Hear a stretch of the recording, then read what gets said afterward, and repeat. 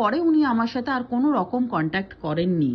Already আমরা ভয় পেয়ে গিয়ে সেই দিন রাত্রিবেলায় অনেক হসপিটালের খোঁজ নিই। তারপরে জানতে পারি সোদপুরে একটা হসপিটাল, খুব ভালো হসপিটাল আছে, সেখানে খুব ভালো ডক্টররা আসেন। আর এটুকুনি বলবো আমি আপনাদেরকে, যে কারণে আমার ভিডিওটা করা, আপনারা লোকাল কোনো ডক্টরকে না, এই যে যারা হঠাৎ করে চেম্বার খুলে বসে, হ্যাঁ মানে ডগদের দেখা আরম্ভ করে, হ্যাঁ তাদের ব্যাপারে না একটু জানকারি করে নেবেন দেখানোর আগে। তারা অনেকেই আছেন যে হাতুড়ি ডাক্তার, নিশ্চয়ই আমি বাংলাতে বলছি আপনারা বুঝতে পারবেন, হাতুড়ি মার্কা ডাক্তার, ঠিক আছে?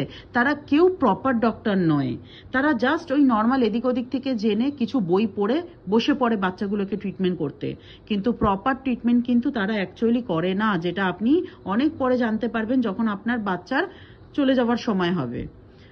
তো আপনারা সবসময় চেষ্টা করবেন ভেটেরিনারি ডক্টরের কাছে আপনার বাচ্চাকে প্রথম থেকে চিকিৎসা করানোর জন্য। কোনো আশেপাশে কোনো ফালতু ডক্টরদের কাছে নিয়ে যাবেন না। আর এই ভেটেরিনারি ডক্টরগুলো হসপিটালে পাওয়া যাবে। আমি কিছু কিছু হসপিটাল কলকাতার ভিডিও বানাবো এরপরে। আমি যেখানে আমার বাচ্চাটাকে নিয়ে গেছি নেক্সট, সেই হসপিটালেরও আমি ভিডিও বানিয়ে দিয়ে দেবো, লোকেশনও আমি বলে দেবো। প্লিজ আপনারা যারা কলকাতা সারাউন্ডিংয়ে থাকেন তারা চেষ্টা করবেন এরকম ধরনের হসপিটালের ডক্টরদের সাথে কানেক্টে থাকার, আর তাদের সাথেই তাদের কাছেই আপনার বাচ্চাদের ট্রিটমেন্ট করার। তো যথারীতি এখন আমার ওই দুটো বাচ্চারও আর্টিফিশিয়াল রিপোর্ট করতে আমি দিয়ে দিয়েছি। আজকে রাতের ভিতরে হয়তো রিপোর্ট আসবে, এলে আমি আপনাদের সাথে সমস্ত কিছু শেয়ার করব। কিন্তু ডক্টর আমাকে ক্লিয়ারলি বলেছেন যে আগের যিনি ডক্টর দেখতেন, এই ডক্টর চেষ্টা করেছেন আপনার সাথে বিজনেস করার আর বাচ্চাগুলোকে মেরে দেওয়ার। তো অ্যাকচুয়ালি আপনি চাইলে এখনো অবধি হয়তো বাচ্চাগুলোকে বাঁচানোর চেষ্টা করতে পারেন। আমি কিছু রিপোর্টও ফেসবুকে পোস্ট করব আমার চ্যানেলে, আপনারা একটু দেখবেন।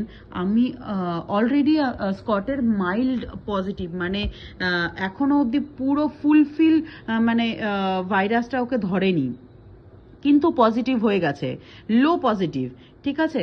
City value 28.90।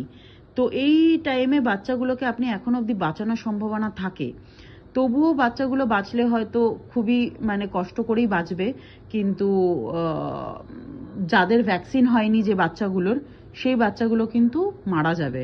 তাদেরকে বাঁচানোটা খুবই অসম্ভব ব্যাপার ডিস্টেম্পার হলে। আর আপনারা প্লিজ, আমি